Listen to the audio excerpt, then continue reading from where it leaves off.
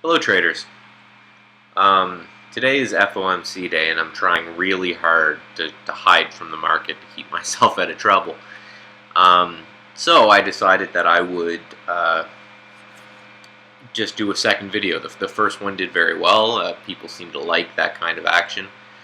Um, so I'll do a few more. They're a bit of a pain. They're a bit work, so I don't expect them this frequently. There might be one a week or one every couple weeks or whenever time permits. Um, but again, I don't want to just show myself trading and show my P&L. That still feels kind of weird to me. But what I do want to do is I want to start doing kind of little lessons for algorithmic traders or people that are interested in it. And they can kind of use the actual trading action as a backdrop of me rambling to you guys. Today I wanted to talk about how to kind of proof your bot against really crazy moves in the market, which I think is very important. I learned the hard way, so hopefully I can impart some knowledge to you guys so it doesn't cost you nearly as much. If you look next to where the P&L box, I swapped out the order entry box for just a chart of the Qs. I like this better to show you guys, but I also wanted to demonstrate for the point of this video that if you look at those tails, the first few candles in on the Qs, those actually happened. Those actually existed. The Qs and the market as a whole was wicking all over the place. So for new traders, spiking up and then crashing back down, and then spiking up and then crashing back down. I know a lot of traders get kind of whipped in and out of trades under that type of situation where the market is moving higher and it looks great, and then they get in, and same with people who are doing algorithmic trading that just program things that the bot has to, or the SPY has to be moving higher to get in a long trade. That's very good to put into your bot, but you need to also limit to some degree how much it's moving. So it's very easy to do in trade ideas. You can easily select the S&P 500, a change in the S&P 500 over whatever time frame you like, and you can look and see how does the movement of that affect your strategy. So then what I do is I look at the extremes, right? If you think of your standard deviation curves, right? Most things happen in the meat of the bell curve, and every now and then things happen on the sides. Well, those every now and then things can hurt quite a bit if you're not careful.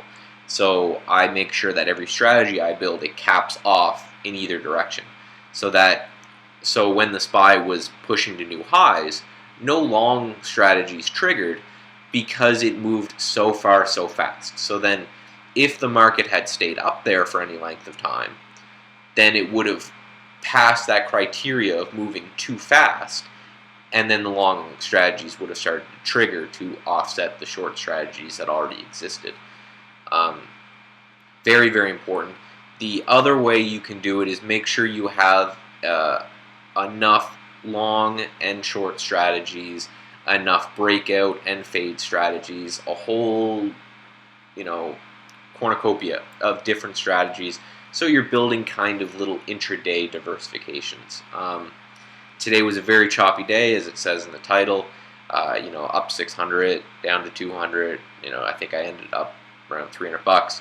But with those wicks in the market, it could have been much worse. The bot could have been suckered in at the top and bought a bunch of things and then got slammed on the way back down. So again, very important that when you're building the bot, please put in limitations on the overall market, so that FOMC days or flash crashes or news events midday don't hurt you very much. Because again, I learned from the, I believe, August flash crash that you can get into a lot of trouble doing that, because what happened was there was a little mini flash crash midday. The bot got suckered in short in a lot of things and then spiked back up, and that's kind of when I learned. So hopefully my pain can teach you algorithmic traders, or even traders just building ordinary scans. Hopefully my pain can save you a bit.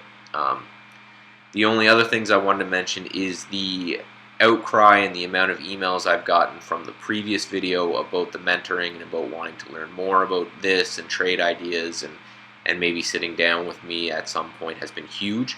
So if I missed your email, just send it again. I'm not trying to be rude. There's just a lot of them. Most of my videos get 20 views, and that's gotten, I don't know, almost 300 in 2 days. So it's been wild.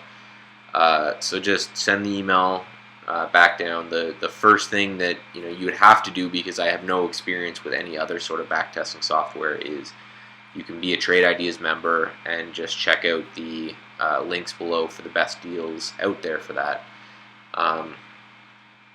And then just fire me an email. That'll be below as well, and we'll just chat.